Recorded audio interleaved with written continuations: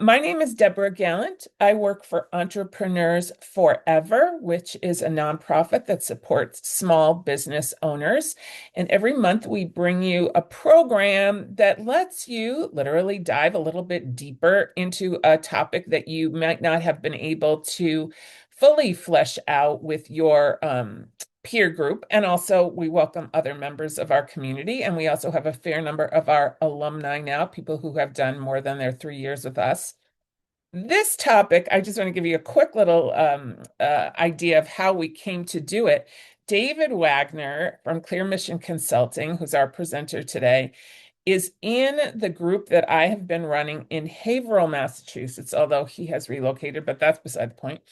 And David consults about mission statements and strategy and vision statements. And when we did the exercise on this, the two of us watched the rest of the group go on ChatGPT to figure out what their mission statement was.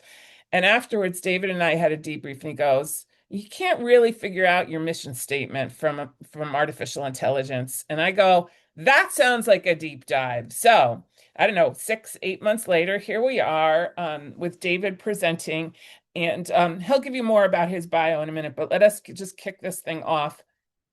We talked a little bit about Entrepreneurs Forever. We talked about the format. David will be doing the presentation, and then we'll have a sharing. And if there are no folks, we may do some breakout groups. So if you want to put in the chat what your business and location is, that would be great. And then David will know who some of the folks are. So Entrepreneurs Forever's mission is to empower all small business owners to grow thriving businesses that sustain their families and support their communities. I've started telling you what the next month's event is because when I used to leave it till the end, I always forgot. So next month we have Dr. Joshua Weiss, who's going to be talking about negotiation skills. And if you have ever left a negotiation over anything and thought, did I do as well as I think I should have? This will be the perfect webinar for you. And I've had Dr. Weiss present before to a group, and he's fantastic. So I highly recommend that. And the registration link is up on our website already. So today's topic, again, your authentic mission with David Wagner from Clear Mission Consulting. And my last disclaimer, this presentation does not take the place of professional advice from your own paid advisors. So we're here to help you, to support you, but we're not taking the place of your own business coach or your peer group or any of those things. So without further ado, I'm going to stop sharing, let the last few folks in. And David, you have the floor. Great. Thank you so much, Deborah. I'm going to bring up my screen here. There's going to be a few opportunities for audience participation throughout this. The very first one is going to be super simple. You can either pull out your phones or to scan this QR code, or I'm going to paste this link That directly would be great. into If you can put that in the chat, then they the can chat grab so it. everybody has it. If you are watching this presentation as a recording, this link should still be up for you. I can't promise that it will be up forever, but it is up right now. So you can go ahead and follow along. This is going to give you access to a worksheet for some of the exercises that we're going to be following today. It's completely optional to do the download to follow through, but if you'd like to, that option is there for you. Before I go into the presentation a little bit further, I just want to invite you to stick around for the full presentation. As Deborah mentioned, if we do have enough folks here after we finish the recorded portion today, we'll do some group reflection and an opportunity to meet with a few of your peers and get some insights from them about the exercises that we go through together and some of the questions that you might still have and try to get some assistance from them. As we dive in here, I'm going to mention it's less than 3 weeks away from Valentine's Day. So consider this your friendly reminder, if that hasn't been on your radar yet, to make that dinner reservation or buy that gift for someone special if you'd like. And I'm using that actually partly as a theme here to prompt the beginning of today's discussion and one of our first points of interaction as you're pulling up that worksheet, a quick poll I'd like to do to kick things off here is ask you how in love you are with your business, with your current business. I'm assuming everyone we have on here owns a business of some kind.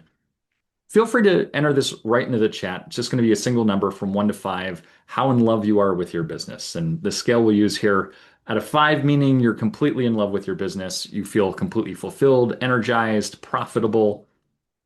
If you're down a little bit further on the scale, maybe around a 3, maybe you see some room for improvement. There's some parts of the business that you really love, but maybe it's not exciting you the way that it used to. Maybe it's not sustaining you energetically or financially the way that you had hoped. If you're down on the one end of the scale, this might be a sign that there's some real challenges about the business draining your time, your energy, maybe even your bank account. So I've got a couple of responses coming in here. Looking, we're pretty strong here today. So some 4s, some 5s. We'll keep letting those questions come in. Uh-oh, James got a one Got for you. somebody on the lower end of the scale here. All right. I was hoping not everybody was going to come in and say they're completely in love with the business because there's a good chance if your business is booming and doing all the things that you hope for that you're already pretty well aligned on your mission.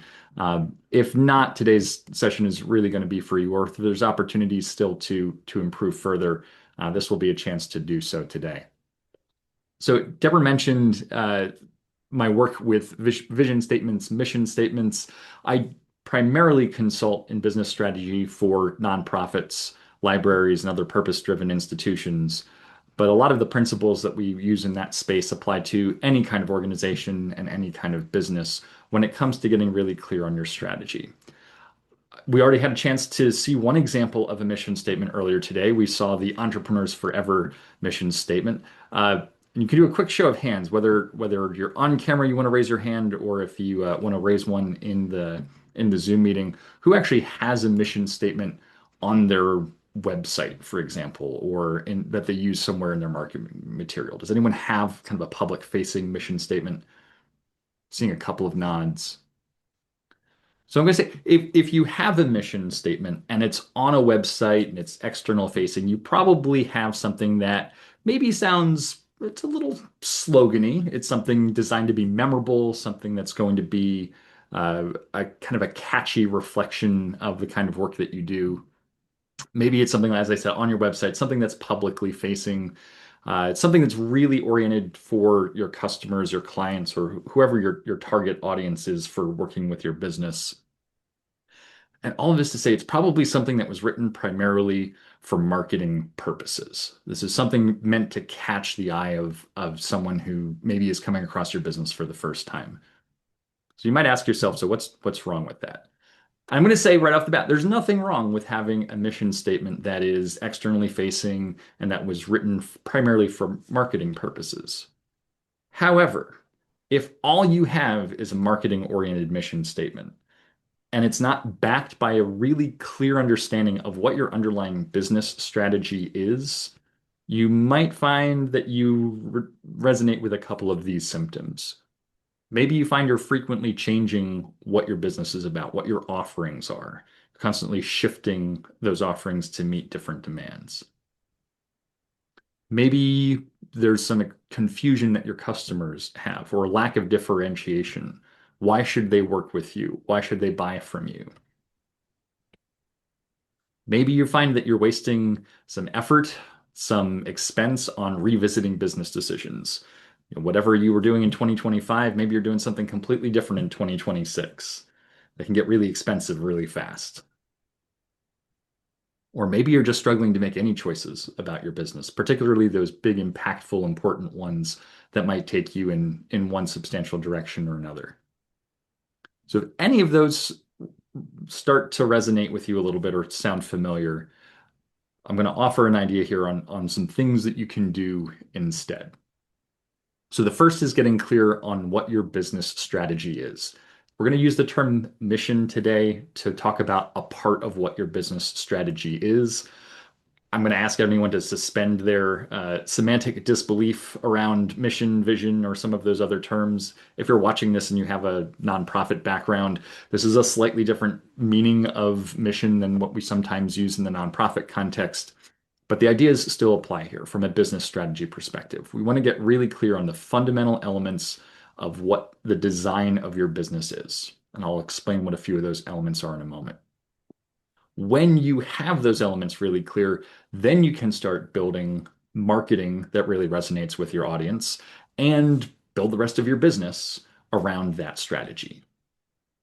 All of that to make it possible to fall back in love with your business or fall more in love with your business if you're already really enjoying what you've got. I'm going to do a quick note on semantics here because when we start talking about business strategy, there's a lot of terminology out there and there can be some confusion. I want to be very clear that what I'm not talking about here is something like a business plan, where a business plan is a reflection of a position in time and the position you're trying to reach at some point in the future. It usually is something based on your business strategy, but would be something like a plan to achieve a certain competitive advantage or achieve certain revenue goals that you might use with investors.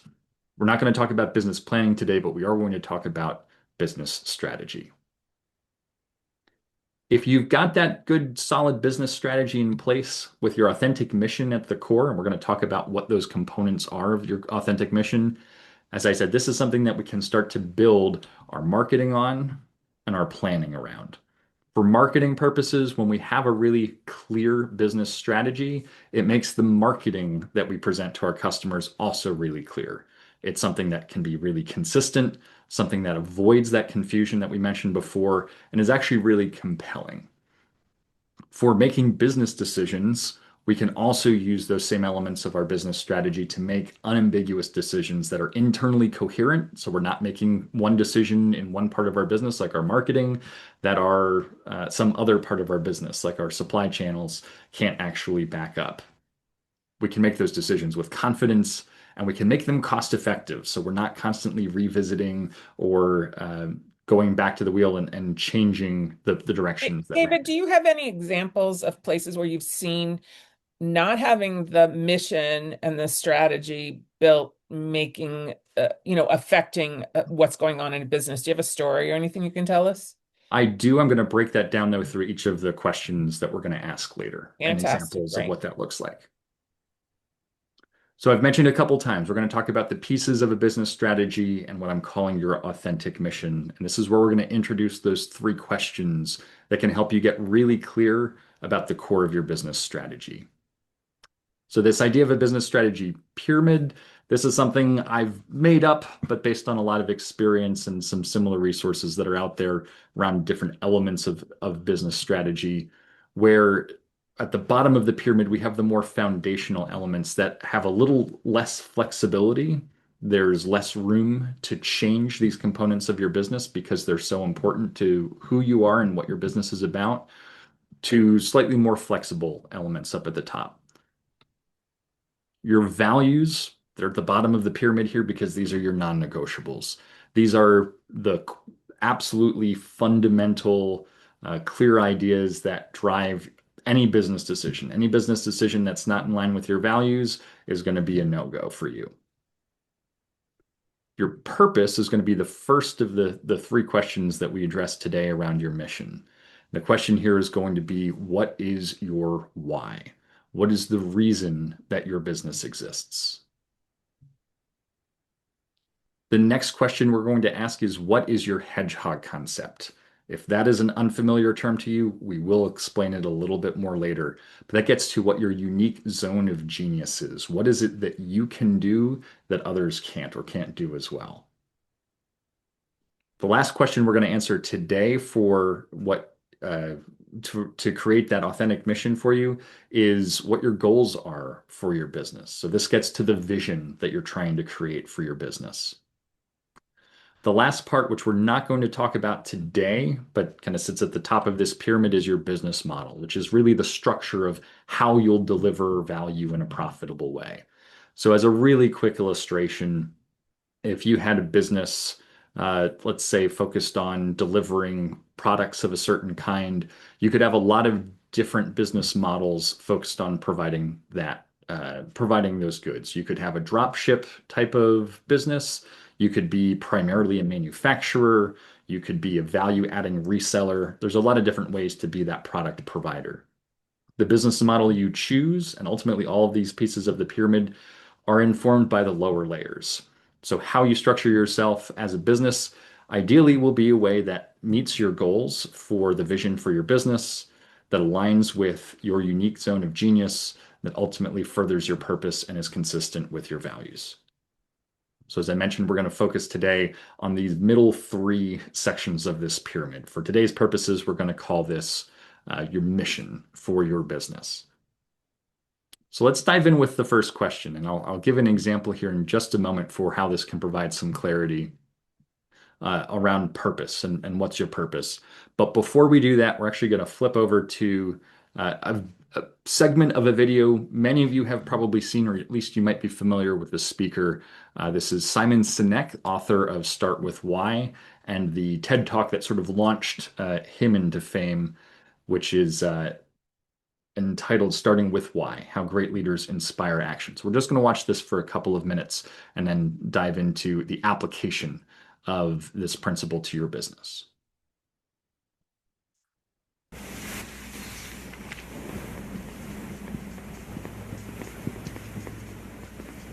Why, how, what? This little idea explains why some organizations and some leaders are able to inspire where others aren't. Let me define the terms really quickly. Every single person, every single organization on the planet knows what they do 100%. Some know how they do it, whether you call it your differentiating value proposition or your proprietary process or your USP. But very, very few people or organizations know why they do what they do. And by why, I don't mean to make a profit.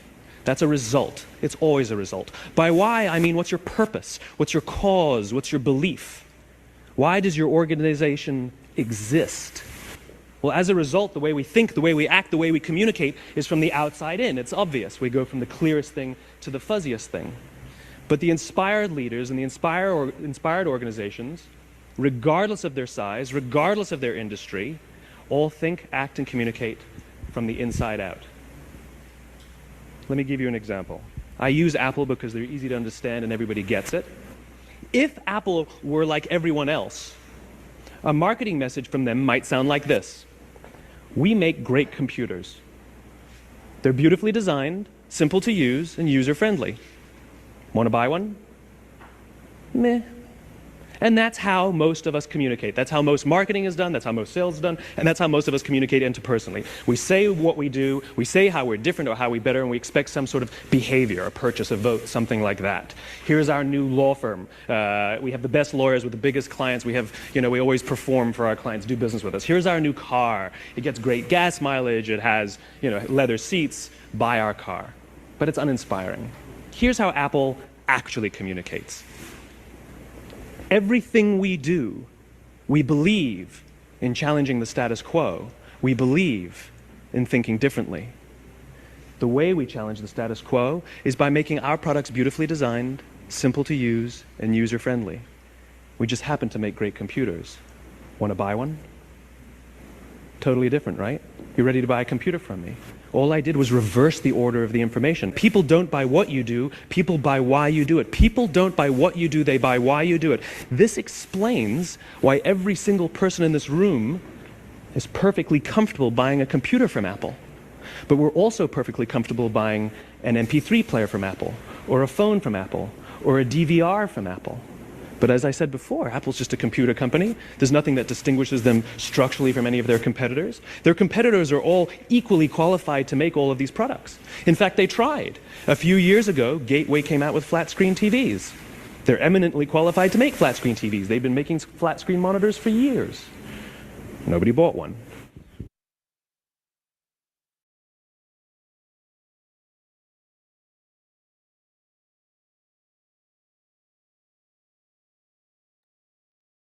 I I was love Simon muted for that Sinek. part. He's great. Is that the first time anybody else has seen that video?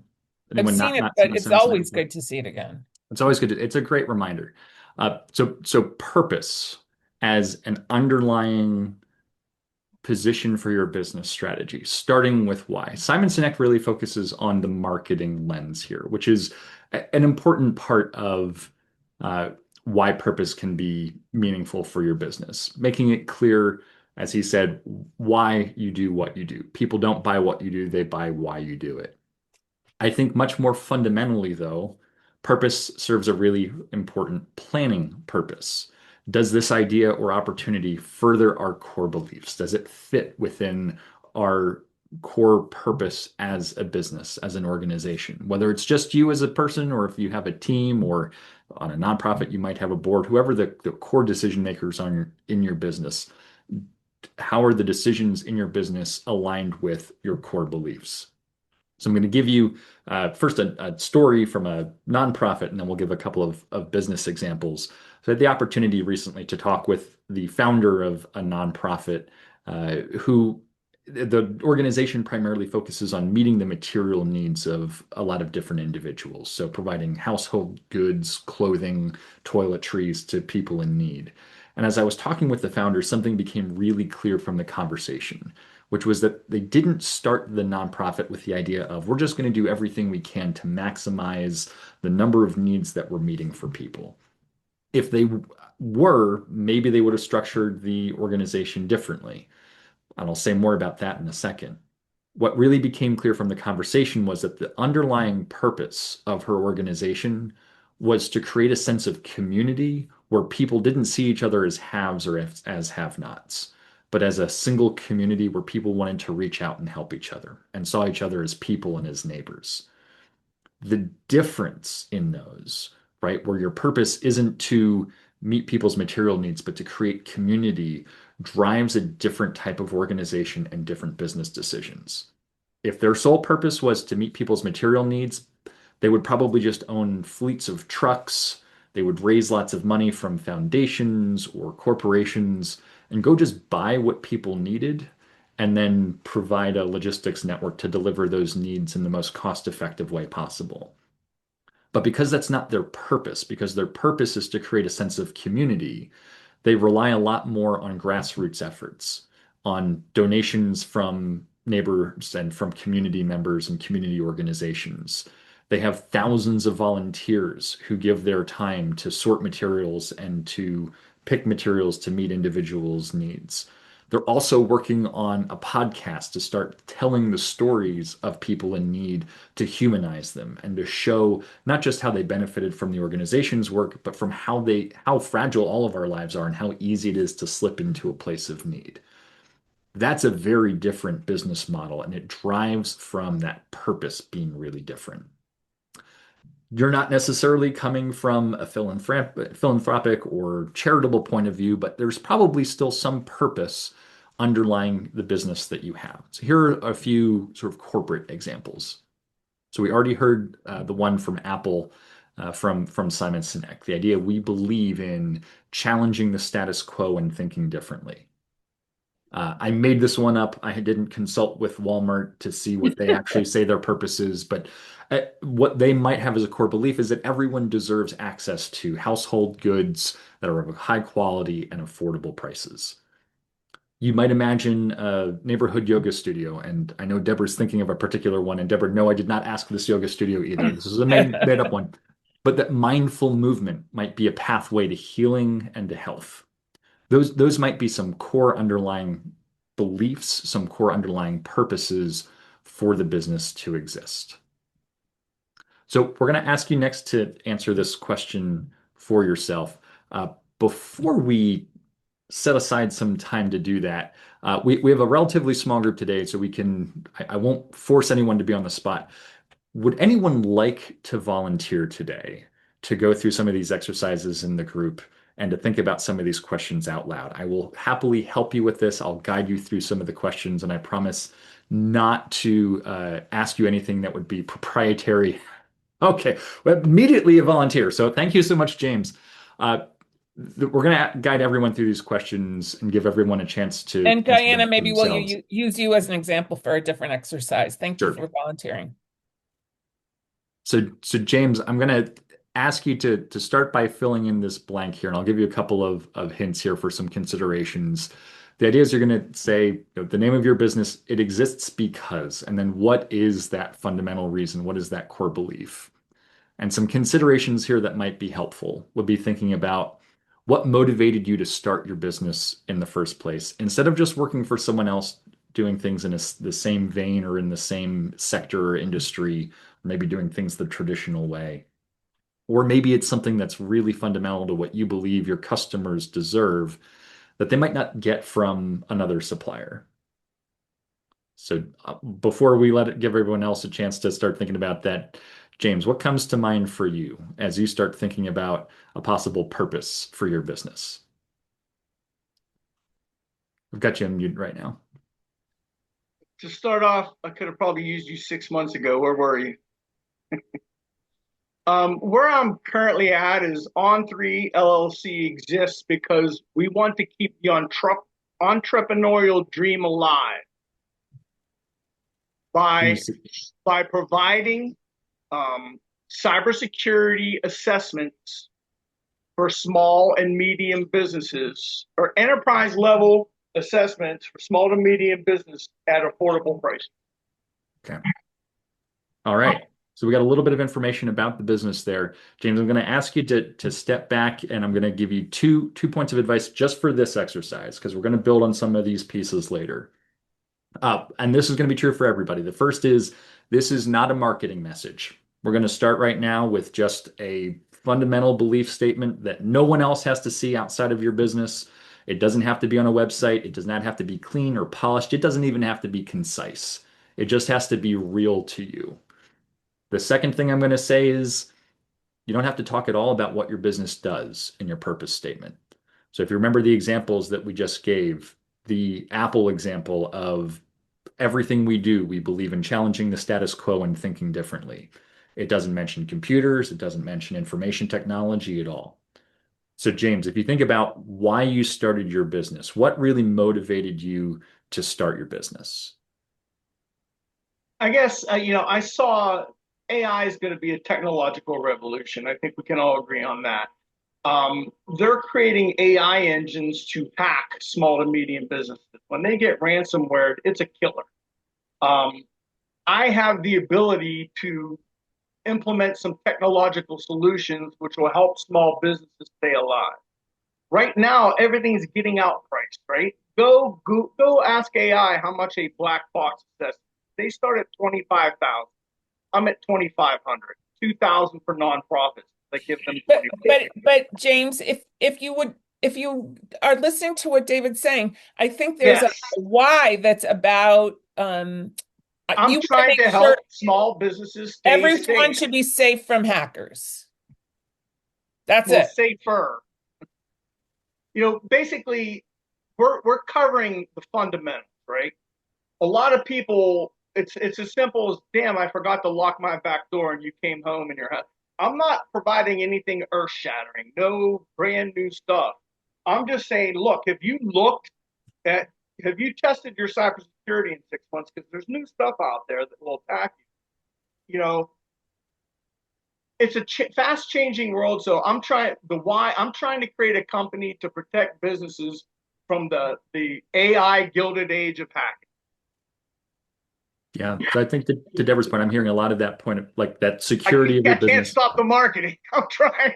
Yep. No, I completely understood, right? This is about keeping small business. So small business is a core part of this for Well, you, it's right? small, medium, and large. Like for large customers, I look at it this way: you're only as strong as your weakest link in a supply chain. So you could pay for a supply chain that maybe not that you don't want to pay 25,000 for, but to get basic coverage. So basic coverage, affordable. I'm just trying to make it. I'm trying to level the playing field. Big companies will have great cybersecurities. Little companies don't because they can't afford it. Yeah.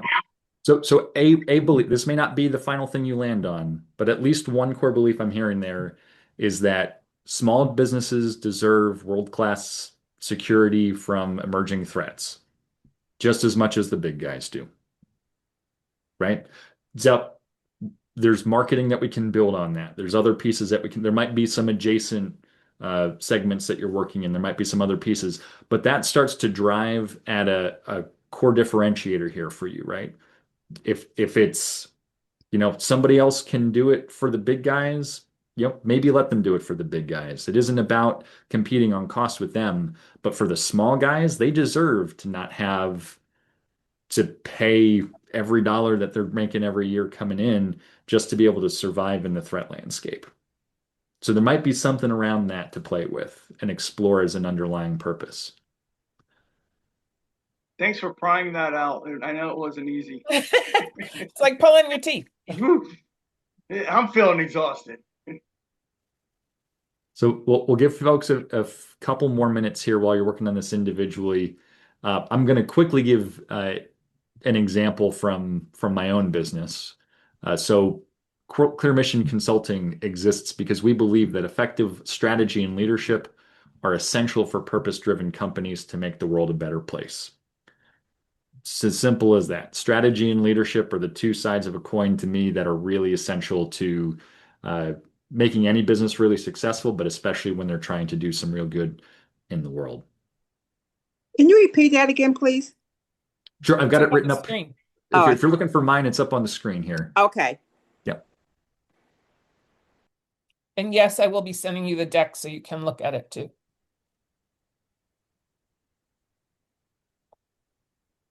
So before we move on, some of the questions that get later are going to get a little more complicated to answer, but this one is a lot more fundamental. It's important to get right because it really starts to change how we think about our businesses and the business decisions we make. So before we move on, I want to give space for anybody else who's got a question, a thought, they're struggling with this one before we move on to the second question.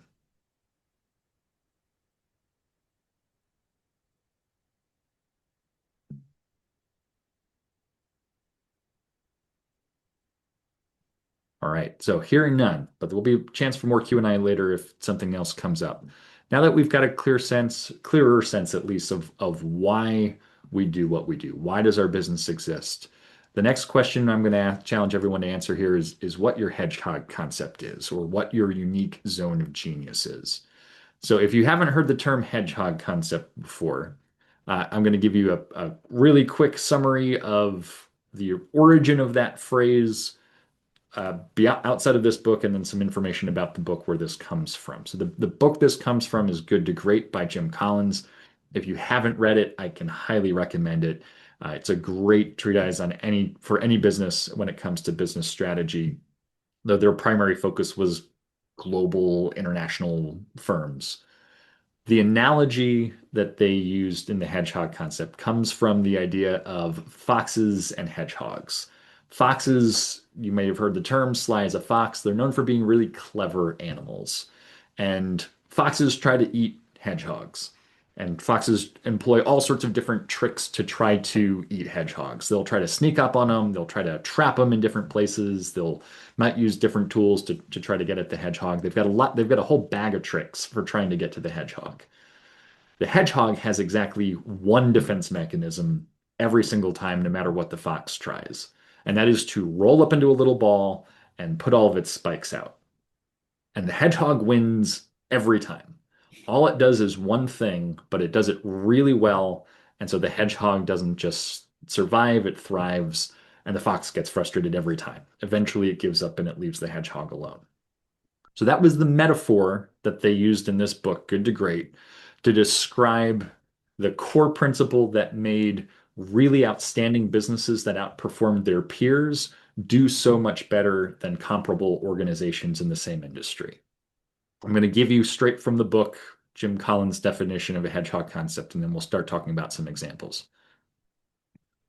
So a hedgehog concept, I'm just going to read this straight to you. It'll be on the screen. Simple, crystalline concept that flows from the deep understanding about the intersection of three circles. One, what you can be the best in the world at. Two, what drives your economic engine. And three, what you are deeply passionate about. I'm going to make some commentary on those three questions. And if you have the worksheet, all of these questions are described in that worksheet as well. So first, what you can be the best in the world at. Best in the world might not need to be your goal. So for the purposes of our conversation, let's say it's the best in your market or in the space where your business operates. On what drives your economic engine? Economic engine here, think of it as sort of the financial model that makes sense and that makes you profitable as a business. And I'll give a couple of examples of that in a moment to help try to make that one a little more tangible. And third, what you are deeply passionate about. That one's pretty straightforward. These three questions might look familiar to you. They're kind of variations on one that maybe you've seen others give as career advice. If you're thinking about what to do in a career or in a second career, you draw three circles. What are you good at? What do you really love to do? And then can you get someone to pay you to do? And then your ideal job kind of sits at the intersection of these three circles. So this is a slight variation on that essentially for business purposes. Let me give you a couple examples of some other businesses hedgehog concepts and then talk about some examples of it not working for other organizations. So for Apple, I'm going to build on the example that we heard earlier. Uh, Simon Sinek mentioned a little bit the idea of their products being beautifully designed, easy to use. There's also an element of interoperating seamlessly. And that allows them to sell really high-priced consumer goods to really people who own any one of their other products. As someone who is not a big Mac user or Apple product user, if you've ever tried to use an Apple product or an Apple service on a non-Apple device like an Android or a Windows system, it is not the same experience. Once you are in the Apple ecosystem, it makes a lot of sense for you to keep buying Apple products because they just interoperate really seamlessly.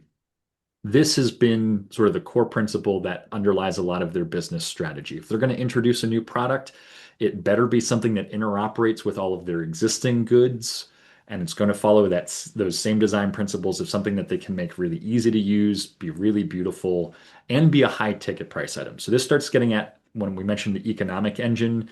Their economic engine is essentially creating a product ecosystem that incentivizes people to keep buying their products over and over again in different consumer electronics industries. Gillette has a slightly different economic engine. This is an example pulled from Good to Great. They really excel at building those daily necessity brands that also require sophisticated manufacturing. So you're not necessarily going to get the same product from a lot of other places, and really profitable accessories. So if you think of Gillette, maybe you think of their shaving goods, they might be losing money on the original razor that you buy. Where they're going to make their money is by once you buy that razor, you've got to buy their cartridge that fits that razor. So you're always buying new razor cartridges, and they make a really healthy margin on those razor cartridges.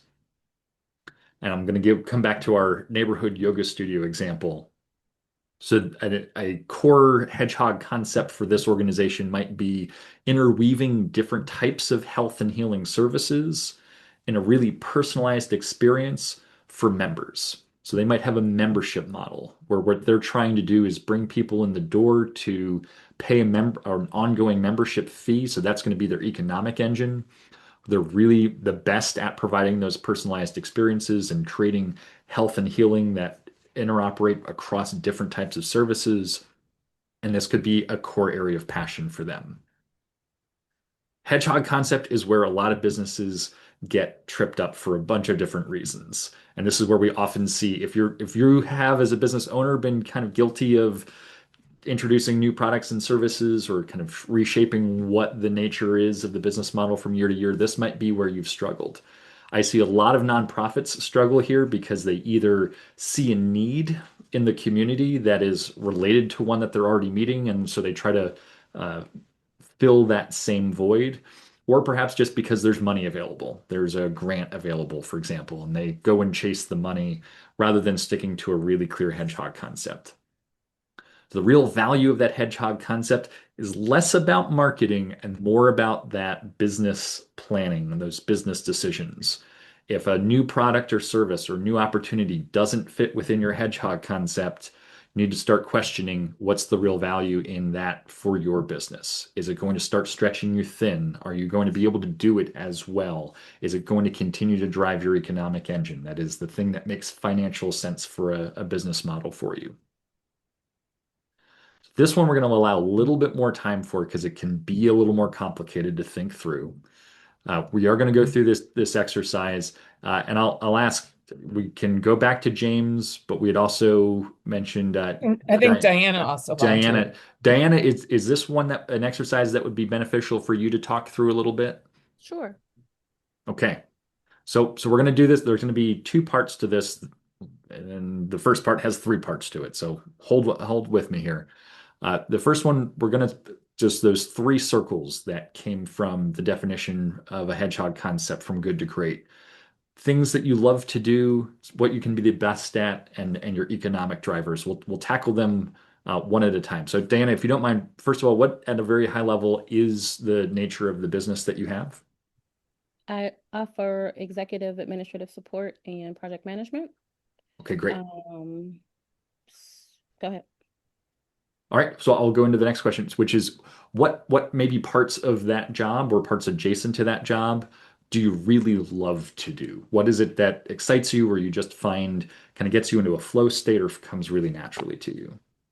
So I deal with the details of things. So um, most of my clients are visionaries who think big, and a lot of people fail because they miss the small.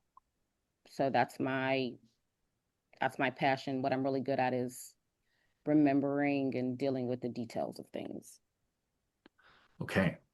So some of this is starting to answer the second question of what you can be really good at. So I hear a real detail orientation and maybe a great memory for some of those details, those things that maybe you're really good at. Yes. What excites you when you think about working with a client or working with them in this capacity? Um, what excites when I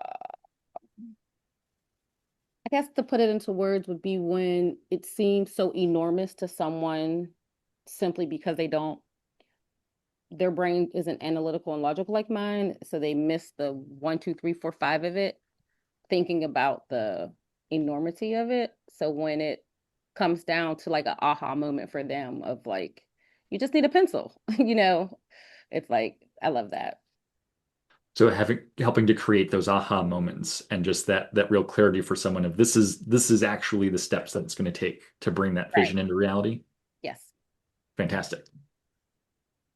For the what's labeled here as economic driver, I'll ask it as a simpler question.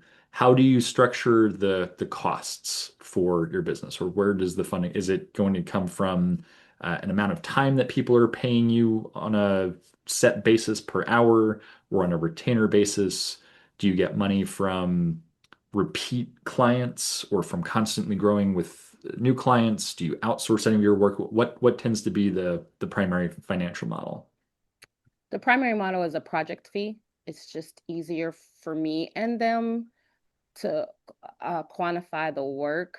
Um, so there is no, I guess to answer your question, there is no base fee. It is based upon what it is that you need from me.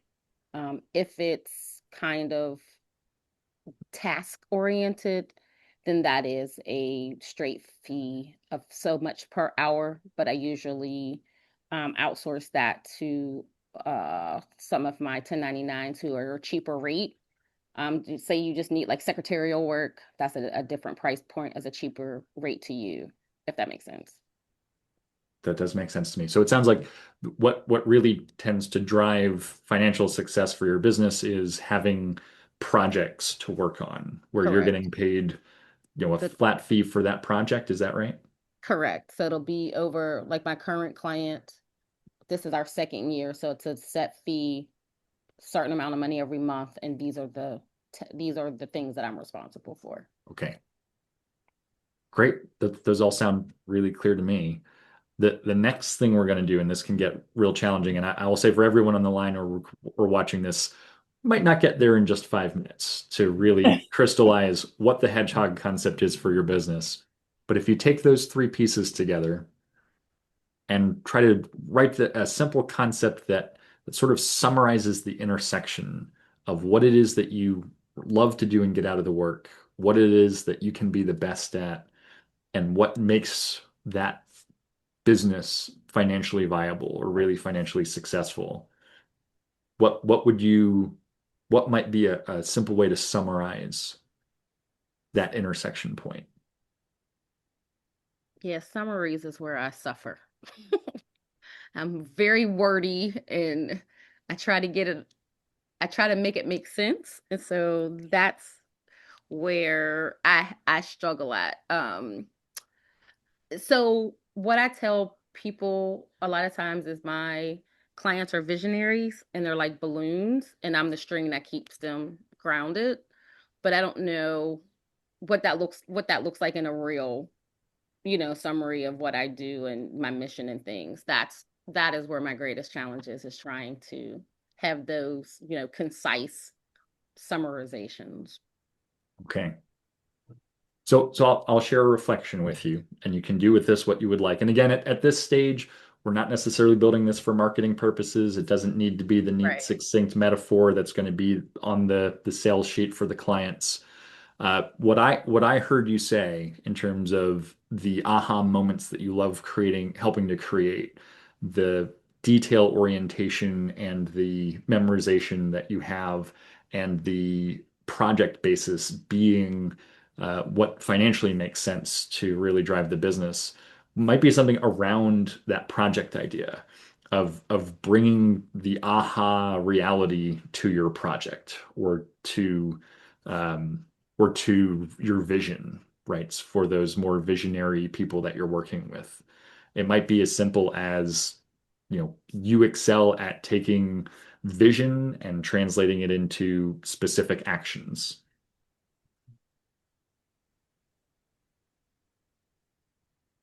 That was easy enough. Right? So something around that starts to, once that crystallizes, and it might take a few iterations of that and letting that simmer for a little while and thinking about ways to use this hedgehog concept, again, as I described before, becomes primarily from a business planning perspective. Does this service or this service model kind of fit? Does it make sense within that model? So an example might be if somebody were to approach you and say, I've got a great project for you to do. I really need an admin assistant who's just going to be on an hourly basis and work 20 hours a week for me and do kind of whatever needs to come in the door. That doesn't sound like a great fit for a concept that's more about taking big vision and turning it into specific actions on a project basis. Correct. Is that a point of tension you've seen or an example of something you've either taken on or had to say no to? Yeah, so I approach those now two ways. One is a lot of people think they need an assistant because they are just kind of overwhelmed. So I always offer a free, what I call a brain dump, and they kind of dump why they think they need an assistant. And that either helps them identify that they don't, they just need to prioritize what they're doing or say no or whatever. If they do, and it really is like just these tasks, then I do outsource it to someone else who is, like I said, a lower level point uh, fee base that is just really task driven, or I just tell them no. I mean, in a nice in a nice way, but Right. right.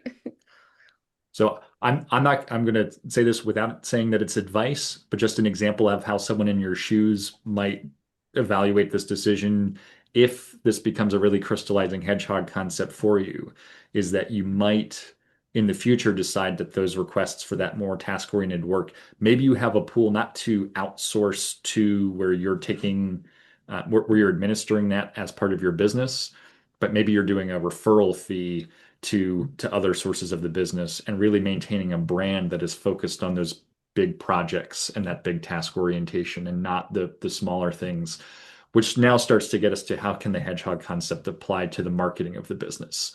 So making sure that the marketing aligns with what you really want the business to be about. And if you want it to be around those big projects, that could be one way to do it. Not advice. We don't have to figure that all out right here, just as an example for one way to think about this concept. Great, thank you. Sure thing. I'm going to give everybody else one last example here, which is my own. Uh, so, Clear Mission Consulting, we integrate strategy development with implementation know-how. So not too dissimilar from what we just heard from Diana. I work in both the big picture and the small picture, the small details. And what I found, one, it's something that I'm really passionate about. I'm passionate about strategy, but I'm also really passionate about getting things done. And the intersection of those can be really valuable for my clients as well. And part of my economic engine for my business is not just helping organizations with their strategy, but then actually helping to implement that strategy. So it creates an opportunity to work on a client basis on not just the front end, but the bigger picture and the execution as well.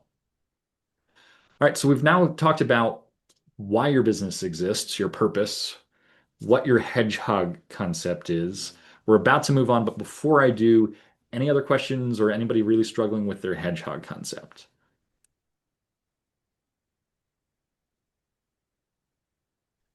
Yeah, can you, I'm sorry. Can you, I know that it means that the best at what you do. Um, but I guess I'm trying to, I have a personal development service, and we do training and consulting for individuals and organizations. And I do narrative coaching. And I guess if I was to say the best at what I do is, I'm just having problems trying to identify like how does that fit in. Um, yeah, I would say that I'm really good at distilling stories. I've been a storyteller for more than 30 years, and I'm really good at distilling uh, the um, the behaviors and mindset and values that come out of stories that individuals have had during their life experiences. But how would I translate that into this hedgehog concept? Okay. What was if we met, would it be all right, Sandra, if I provided a sort of a general answer to Yes. the question here, and then maybe we workshop yours specifically at the end during the Q&A? Would that be all right? It's a great idea. Yes. So as a general answer, I also want to point out the way this question is framed, or the way this prompt is framed, is very intentional. It says, "What can you be the best at?" So it's not necessarily the thing that you are absolutely the best at today, Hmm. uh, and it might not even be something that you're doing better than anyone else today, but it's something that you can be the best at. Okay. So you might find that there's a skill that you have, that it might be something like distilling stories for folks that translates into something else, or is adjacent to some other ability, something that you can be the best at in your market. So the Hmm. reason someone might come to you and not someone else is because of this thing that you could position yourself to do better than anybody else. Okay. So we'll come back and talk about that example about your specific business in the Q&A at the end. I want to make sure that you don't leave here with that completely unresolved. Okay. Thank you. All right. I'm going to move on then to our third question, which is, what are your goals for your business? And this is where we talk about establishing the vision for your business. I'll also note this is another area where when I'm working with nonprofits, they struggle with a lot, because every nonprofit has a vision, but it's always a vision for the world. It's a vision for the better world that they're going to create. It's a world free of hunger or free of whatever. Creating a vision for their own organization can be a lot harder. Hopefully, this is a little bit easier as business owners to think about what are the goals that you want to achieve. And I'm going to break this into two different buckets. The first is the goals that you have for your business itself. What is it you want to see the business become or accomplish in the world? Some examples that we might see from the marketplace in general would be being the largest or the biggest supplier of whatever it is you do in your market. So maybe you have that ambition to be a really growth-oriented business. Maybe you've got sort of an employer focus or an interest in economic development, and you want to see the business create secure jobs for a lot of different members of your community. Maybe you're hoping to uh, create some wealth and see the business go on and become something else entirely and be acquired by a national or international firm. So a lot of businesses start out with that being the goal in mind. There might also be goals that you have for yourself that your business will enable you to achieve. A lot of these are financial, but they're not all financial. Maybe you're looking to create generational wealth for your family. Maybe you're hoping that the business will be a launch pad for other aspirations. Think about the number of politicians we know that sort of got their start through their business, for example. Or maybe it's one business that you hope will launch into something else. Maybe you're just hoping to have enough income and enough flexibility that you can travel. Maybe you're not looking to work 50, 60, 70 hours a week and create a huge amount of wealth. Maybe you just want the flexibility to be able to see the world. And this is really a business just meant to serve that purpose financially and uh, logistically. So as you think about the different types of goals that you could have for the business itself and for you to achieve through the business, each of these lends themselves to a completely different business model, which is why it's so important to have some of this clarity.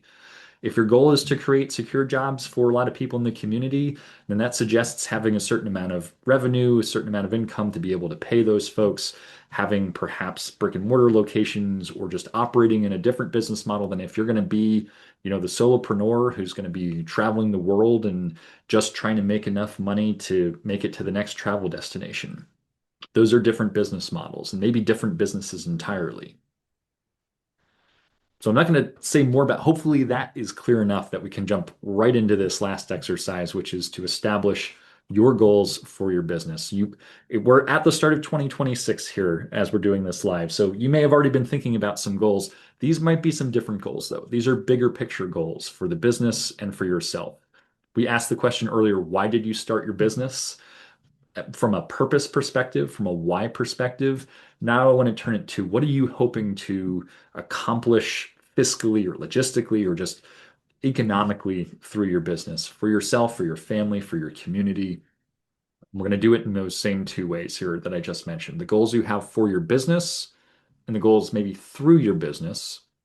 I'm going to challenge you to try to come up with at least three goals that work across both. They can go across either list. Some goals will align to both.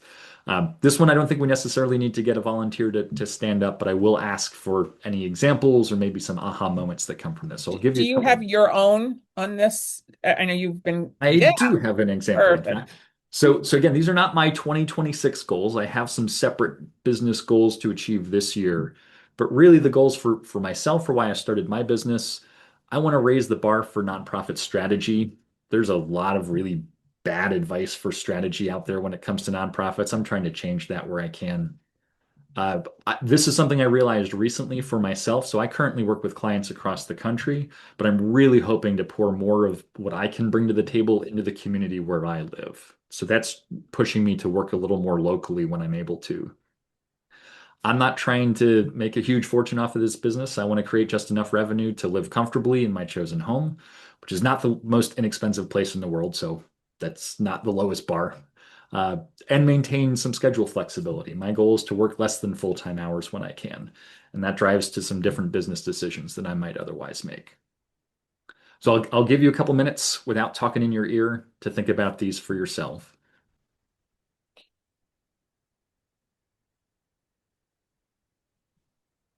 Deborah, you were about to say something. No, I think these are Okay. great.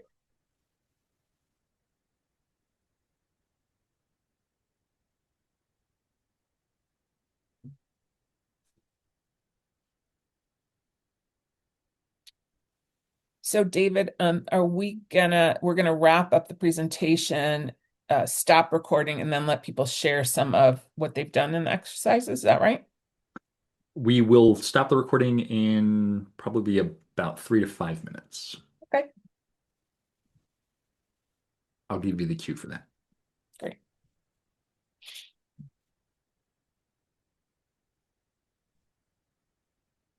All right, you can keep working on that if you'd like to. Again, as Deborah mentioned, we'll have some discussion time at the end. I think we've got a small enough group. We'll probably just do it in the full session here when we get there. But now so we've answered three really fundamental questions about your business through today's section, or at least we've started the process. Again, you've got the prompts here, you've got the worksheet to work from. Why does your business exist? What is the core zone of genius that you offer? And what are the goals? What is the vision that you have for your business and for yourself to achieve through your business? So again, putting this full pyramid uh, into practice, we didn't talk about values today. That could be an entire workshop by itself. Hopefully, the idea of values isn't too foreign of a concept that we were able to skip over that. If you haven't reflected on values, it's something that might be really valuable to do.